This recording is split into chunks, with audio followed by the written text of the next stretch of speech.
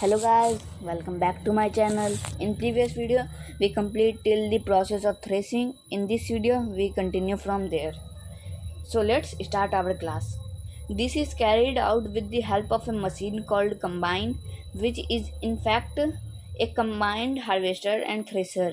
ये थ्रेसिंग जो प्रोसेस होता है वो एक मशीन के द्वारा किया जाता है जिसे हम लोग कंबाइन कहते हैं, और इस कंबाइन मशीन में एक कंबाइन हार्वेस्टर और थ्रेसर लगे रहते हैं. Farmers with small holdings of land do the separation of grains and chaff by winnowing. Farmers जो छोटे छोटे लैंड के मालिक होते हैं वो अपने लैंड में ग्रेन और चाफ विनोइंग प्रोसेस के द्वारा लगा देते हैं. You have already studied this in class 6. आप इसके बारे विनोइंग प्रोसेस के बारे में क्लास 6 में पहले से ही पढ़ चुके हैं. अब आती है बात व्हाट इज़ स्टोरेज. स्टोरेज किसे कहते हैं. Storage of produce is an important task. Produce जब एक ही चीज़ का एक ही टूल्स का प्रोड्यूस होता है बहुत ही इंपॉर्टेंट टास्क में उसे हम लोग कहते हैं storage. If the crop grains are to be kept for longer time they should be safe from moisture, insects, rats and micro organism. हम लोग स्टोरेज तब यूज़ आता है जब एक ही क्रॉप के ग्रेन्स को के बहुत ही लंबे समय तक रखना है, और स्टोरेज की मदद से वो सेफ रहता है मॉइस्चर से, इंसेक्ट से, रैट से और कुछ माइक्रो ऑर्गेनिज्म से. The fresh crop has more moisture. जब फ्रेश क्रॉप रहते हैं उसमें ज़्यादा मॉइस्चर रहते हैं. If freshly harvested grains are stored without drying they may get spoiled और attacked by organism losing the germination capacity. अगर जो फ्रेश हार्वेस्टेड ग्रेन्स होते हैं वो बिना सोखे रखा गया तो वो क्या तो महक जाएंगे और कुछ माइक्रो ऑर्गेनिज्म के द्वारा खाए जाएंगे, जिससे उसकी जर्मिनेशन कैपेसिटी कम हो जाएगी. Hence, before storing them, the grains are properly dried in the sun to reduce the moisture in them. उस पहले हम उसको स्टोर में सेव करने से पहले उसे अच्छी तरह से धूप में रख देंगे ताकि उसका जो पानी है वो सूख जाए और उसके अंदर जो मॉइस्चर होता है वो कम हो जाए. This prevent the attack by insect, paste, bacteria and fungi. ये चीज़ कुछ चीज़ों से मदद करता है जैसे इंसेक्ट्स से, पेस्ट से, बैक्टीरिया से और फंगी से. Farmers store grains in jute bags और मेटालिक बिन्स. फार्मर्स जो होते हैं वो ग्रेन्स को जूट बैग्स में या फिर मेटालिक बिन्स में स्टोर करते हैं. However large scale of grains is done in silos और ग्रेनरीज. ये भी होता है कि लार्ज स्केल बहुत ही मात्रा में अगर ग्रेन्स हो जाते हैं तो उसे सिलोज और ग्रेनरीज में रखा जाता है पेस्ट से बचने के लिए. Dried neem leaves are used for storing food grains at home. Dried सूखा हुआ जो नीम का पत्ता होता है वो मदद करता है फूड को स्टोर करने में घर में. For storing large quantity of grains in big godowns specific chemical treatments are required to protect them from pests and micro organism. बहुत ही ज़्यादा मात्रा में अगर ग्रेन्स है गोडाउन्स में तो उनके लिए एक स्पेसिफिक केमिकल ट्रीटमेंट्स आता है जो ज़रूरी रहता है पेस्ट से और माइक्रो ऑर्गेनिज्म से.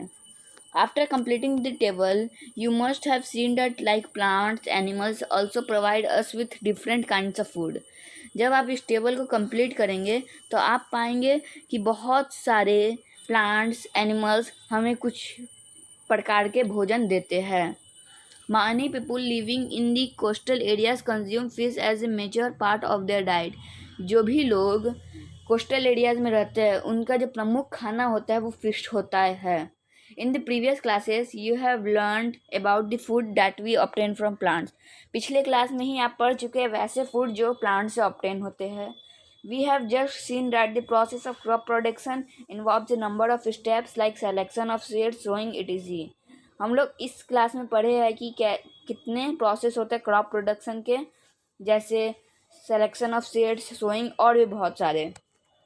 Similarly animals Rudyard at home और इन फार्म्स. इसी तरह से एनिमल्स जो होते हैं या तो होम में और या तो फार्म्स में रियर्ड होते हैं. Have to be provide with proper food, shelter and care. और उसके साथ एनिमल्स को प्रॉपर फूड, शेल्टर और केयर मिलता है. When this is done on a large scale, it is called animal husbandry. जब यही प्रोसेस बहुत ही बड़े इलाके में होता है तो उसे हम लोग कहते हैं animal husbandry. Fish is good for health. We get cod liver oil from fish which is rich in vitamin D. क्या फूड गुड है हेल्थ के लिए? यस, उसमें कुछ लीवर ऑयल होते हैं जो विटामिन डी की मात्रा है, जो जिसकी मात्रा विटामिन डी में बहुत होते हैं। अब आती है बात कीवर्ड्स की। अब कीवर्ड्स किसे कहते हैं? जैसे agricultural practice, animal husbandry, crop, fertilizers, granaries, harvesting, irrigation, kharif, manure, plough, rabi, seeds, silo, sowing, storage, threshing, weeds, weedicide, winnowing. ये सब कुछ प्रोसेस है टोटल ये इस चैप्टर के। So students, this is the notes of our chapter. We meet in this video only. So let's come to the notes. Chapter 1, Crop Production and Management. Crop. When plants of the same kind are cultivated at one place on a larger scale is called crop. वैसे plants जो एक ही land पर पूरे जगह cultivate किया जाता है बहुत ही बड़े स्केल में, उसे हम लोग क्रॉप कहते हैं। जैसे अगर कोई कहे कि क्रॉप ऑफ वीट मीन्स जितना भी उसका फील्ड है टोटल उसमें वीट का ही उगा हुआ है। अब कितने टाइप्स के क्रॉप होते हैं? There are 2 types of crops, kharif crops, rabi crop. Kharif crop किसे कहते हैं? The crops which are sown in the rainy season are called kharif crops. वैसे क्रॉप्स जो रेनी सीजन में ग्रोन किए जाते हैं, सोन किए जाते हैं, उसे हम लोग खरीफ क्रॉप्स कहते हैं। It is generally from June to September. ये जून से लेकर सितंबर तक ही रहते हैं, जैसे पैडी, मेज, कॉटन, etc। अब आती है बात रबी क्रॉप्स। रबी क्रॉप्स किसे कहते हैं? The crops grown in winter season are called rabi crops. वैसे क्रॉप्स जो विंटर सीजन में सोन या ग्रोन या उगाया जाता है उसे हम लोग रबी क्रॉप्स कहते हैं। It is generally from October to March, या अक्टूबर से लेकर मार्च तक रहता है, जैसे पी, वीट, etc। अब कौन कौन से टास्क है जो एग्रीकल्चर प्रैक्टिस में इन्वॉल्व है? फर्स्ट, प्रिपरेशन ऑफ सॉइल को कैसे प्रिपेयर करें। सेकंड, सोइंग, उगाना। Third, adding manure and fertiliser, उसमें मैन्योर और फर्टिलाइजर ऐड करना। फोर्थ, इरिगेशन करना। फिफ्थ, प्रोटेक्शन फ्रॉम वीडिसाइड से प्रोटेक्ट करना। सिक्स्थ, हार्वेस्टिंग, फसल को काटना। And seventh, storage means store करके केप्ट रखना। किससे प्रोटेक्ट करना? वीड्स से।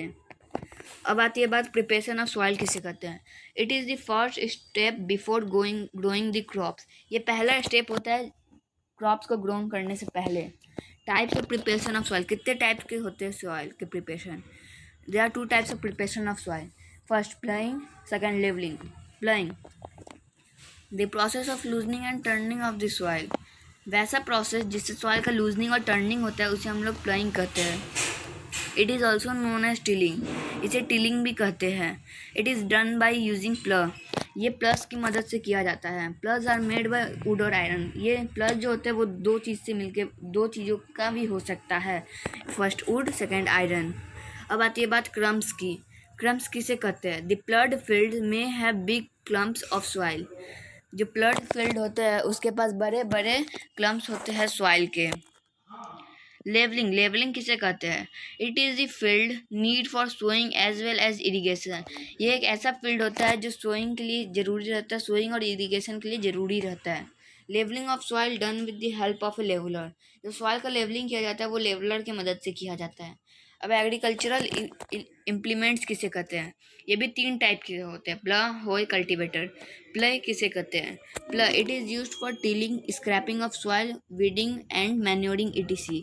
ये प्ला यूज़ आता है टिलिंग या स्क्रैपिंग करने के लिए सॉइल का, वीडिंग और मैन्योरिंग करने के लिए। It consist a strong triangular iron strip called plus air. इसमें एक बहुत ही मजबूत ट्रायंगुलर आयरन स्ट्रिप होता है जिसे हम लोग प्लस एयर कहते हैं। There is a long rod of wood is called plough shaft. यहाँ पे एक लॉन्ग रॉड भी होता है वुड का, उसे हम लोग प्लस शाफ्ट कहते हैं। अब होय किसे कहते हैं? This is use for removing weeds and for loosening soil. ये होय यूज़ आता है वेट्स को रिमूव करने में और सॉइल को लूज करने में। It consist of long rod of would और आयरन। इसमें बहुत ही लंबे लंबे रॉड रहते हैं वुड और आयरन के। Strong, broad and bent plate of iron is fixed at one end of a long rod which works like a blade. इसमें एक स्ट्रॉन्ग, ब्रॉड और बेंड प्लेस टाइप का आयरन रहता है जो दोनों एंड पे लगा रहता है, एक एंड पे लगा रहता है और जो ब्लेड की तरह काम करता है। अब कल्टीवेटर किसे कहते हैं? The tractor driven plough cultivator is called cultivator. वैसे ट्रैक्टर ड्राइवन जिससे प्लग किया जाता है उसे हम लोग कल्टीवेटर कहते हैं। द यूज ऑफ कल्टीवेटर सेम्स बोथ टाइम एंड लेबर। जो कल्टीवेटर का यूज होता है वो दोनों चीज बचाते हैं, टाइम और लेबर। अब सोइंग किसे कहते हैं? It is an important part of crop production. Before sowing good quality clean and healthy seeds of a good variety. ये बहुत ही इंपॉर्टेंट पार्ट है क्रॉप प्रोडक्शन का। उस सोइंग से पहले अच्छे क्वालिटी के जो भी सीड्स होते हैं वो छटा जाते हैं। अब ट्रेडिशनल टूल्स किसे कहते हैं? Tools which is use for traditionally sowing seeds which is shaped like funnel. It has 2 or 3 sharp ends. Traditional tools वैसे टूल्स जो ट्रेडिशनली यूज़ किए जाते हैं और सोन किए जाते हैं सीड्स के साथ, जो एक फनल शेप का होता है। इसके साथ इसके 2 या 3 शार्प एंड्स होते हैं। ये इसके शार्प एंड्स बेस्ड रहते हैं साइज पर। अब सीड ड्रिल्स किसे कहते हैं? A seed drill has a funnel shaped seed bowl connected to several tubes. Seed drill एक फनल शेप्ड सीड होता है जो कनेक्ट रहता है बहुत ही सारे ट्यूब्स से।